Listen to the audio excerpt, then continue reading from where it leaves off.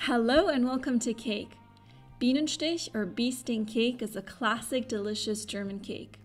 You can find hundreds of thousands of recipes online for the classic version. So what I've done is I've added my own touch to it and created this light and fluffy, delicious cake that's perfectly suited for a cozy Sunday afternoon. Let's start with the recipe. The traditional version of this cake is made with a delicious vanilla pudding filling, but alternative to that, I'm using kvack, which is kind of like a Greek yogurt. So if you don't have kvack available, you're welcome to swap that for Greek yogurt. Then to make sure that the filling doesn't spill all over and is pipeable, I'm adding some gelatin to this, except for this is plant-based gelatin. It's called agar. I'm giving about 4 teaspoons to about a quarter cup of water and bringing this to a boil. The other ingredients for the filling are 250 grams of mascarpone, 500 grams of the kvack, which I mentioned, 1.5 tablespoons of honey, and some vanilla paste.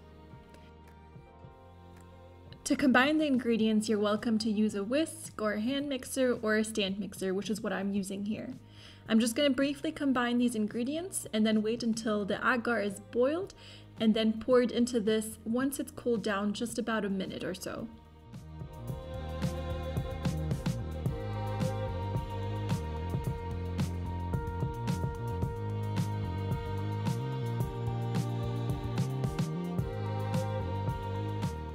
Agar tends to settle on the base of the pot, so you have to make sure to scrape it off the base of the pot just to make sure you get it all into this mixture.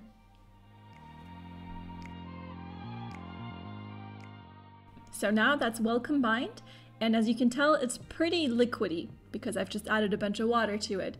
So just to make sure that the agar sets and that this entire filling is perfect for piping, I'm going to place it in the fridge for about 3 to 4 hours.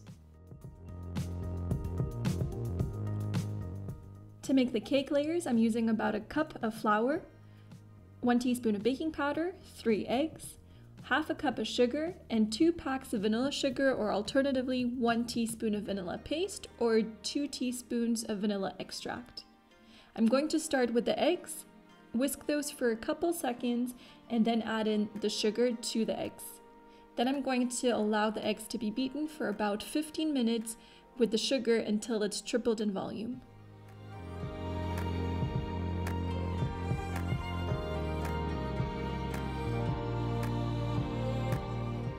Now that the egg mixture is ready, I'm going to turn on my oven and preheat it to 350 degrees Fahrenheit or about 180 degrees Celsius. And by the way, all the conversions between cups and grams for this recipe you're going to find in the link below, so you can get this entire recipe in cup measurements. Now I'm just going to gently fold in the flour and baking powder into the egg mixture and then pour this into an aluminum cake pan. This is about 8 inches or 20 centimeters in diameter. And I've put some parchment paper on the base, but I have not greased the sides. That's not necessary for this recipe. Then this is going to go into the oven for about 28 minutes. And this is what it looks like when it's done. I'm going to let it cool in the cake pan for about 5 minutes and then remove it and let it cool completely for about an hour.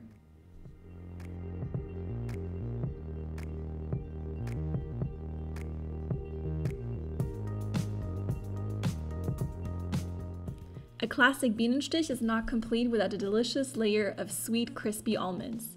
To prepare that, I'm using a quarter cup of butter, 2 cups of sliced almonds, about 1 tablespoon of honey, and now I'm using the same aluminum cake pan that I had used before, and I've lined it with just parchment paper all around. And by the way, my oven is still on at this moment.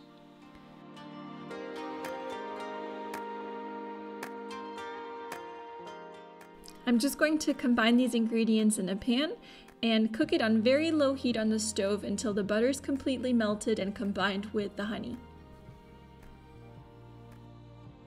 Once that's done, I'm going to pour this into my cake pan, which I've lined with parchment paper, flatten this out, and then place it in the oven for about 12 minutes at 180 degrees Celsius or 350 degrees Fahrenheit.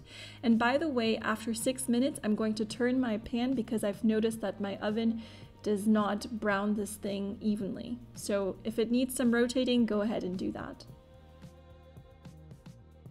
When you remove it, it's still super hot, so be careful not to touch it with your hands, but this is a great moment to cut it into 4 or 8 or more slices, because later on it's just going to be tricky once it's on the cake.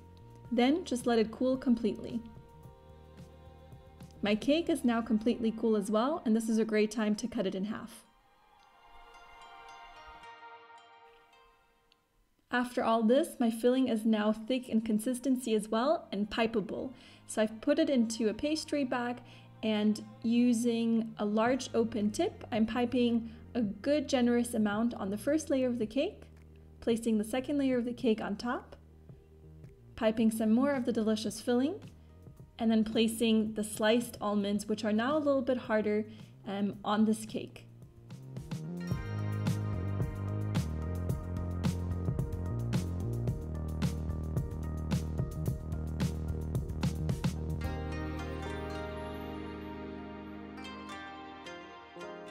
And now I'm done.